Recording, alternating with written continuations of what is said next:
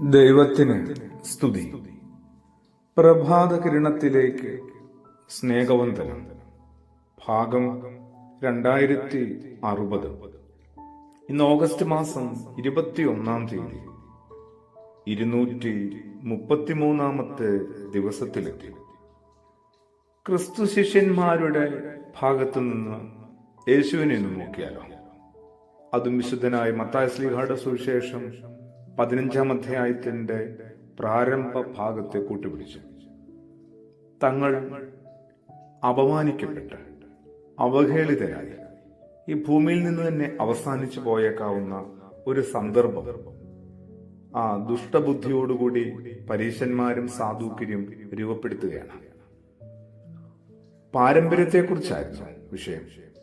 നിന്റെ ശിഷ്യന്മാർ പൂർവികരുടെ പാരമ്പര്യം ലംഘിക്കുന്നത് എന്തുകൊണ്ട്? നീ ഉത്തരം പറയും. യേശുവിനെ കൂടിയായിരുന്നു അവർ കരുവാക്കിയത്. ഭക്ഷണം കഴിക്കുന്നതിന് മുമ്പ് നിന്റെ ശിഷ്യന്മാർ കൈ കഴുകുന്നില്ല.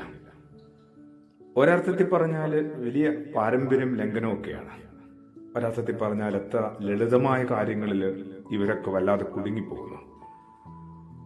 ശിഷ്യന്മാരെ സംരക്ഷിച്ചെടുത്ത യേശു, അവരെ ചേർത്ത് നിർത്തിയ യേശു, ശിഷ്യന്മാരുടെ ജീവിതത്തിലൂടെ നോക്കിയാൽ യേശു അവർക്ക് എന്തുമാത്രം പ്രിയപ്പെട്ട ആളായിട്ട് മാറിയിട്ടുണ്ടാവും. എൻ്റെ നിങ്ങളുടെയും ഒക്കെ ജീവിതത്തിലെ പ്രിയപ്പെട്ടവരാരാണ്? പ്രിയപ്പെട്ടവർ ആരെന്ന ചോദ്യത്തിന് ഓരോരുത്തർ നൽകുന്ന ഉത്തരം തങ്ങളുടെ പ്രിയങ്ങളെ ചേർത്ത് പിടിച്ചവരെയാണ്. തങ്ങളുടെ പ്രിയങ്ങളെ ചേർത്ത് പിടിച്ചവരെ. പിന്നെ ഉണ്ട് കേട്ടോ, അപ്രിയ സംഭവങ്ങളിൽ, ചില ആപത്തുകളിൽ ആത്മവിശ്വാസം നൽകിയവരുടെയും പേരുകളാണ് ഓരോരുത്തരുടെയും ജീവിതത്തിലെ പ്രിയപ്പെട്ടവർ. എൻ്റെ പ്രിയങ്ങളെ ചേർത്ത് പിടിച്ചവരെ ഞാൻ പ്രിയപ്പെട്ടവരായിട്ട് കാണും, കരുതും. പിന്നെ അപ്രിയ സംഭവങ്ങളിൽ, ആപത്തിന്റെ വേളകളിൽ ആത്മവിശ്വാസം നൽകിയവരുടെയും പേരുകളുണ്ടാവും. ജന്മം കൊണ്ടോ കർമ്മം കൊണ്ടോ വർഷങ്ങൾ കൂടെ ഉണ്ടായാലും ചില പേരുകൾ നമ്മൾ ആ പട്ടികയിൽ ഉൾപ്പെടുത്താറില്ല. ഒരിക്കൽ മാത്രം കണ്ടുമുട്ടിയ ചിലർ അവിടെ സ്ഥിരപ്രതിഷ്ഠ നേടുകയും ചെയ്യുന്നു. പദവി കൊണ്ടും പ്രവൃത്തി കൊണ്ടും എത്രയധികം ആളുകളുടെ കൂടെ ഓരോ ദിവസവും എല്ലാവരും ചെലവഴിക്കുന്നുണ്ട്.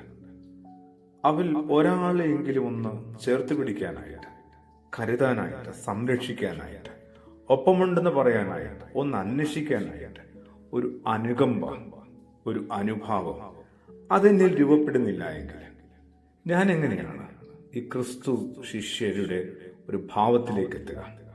ഒരു യേശു ഭാവം എന്താണ് എന്ന് ഞാൻ എങ്ങനെയാണെന്ന് അനുഭവിച്ച് ആസ്വദിക്കാനും അറിയാനും പറ്റുക?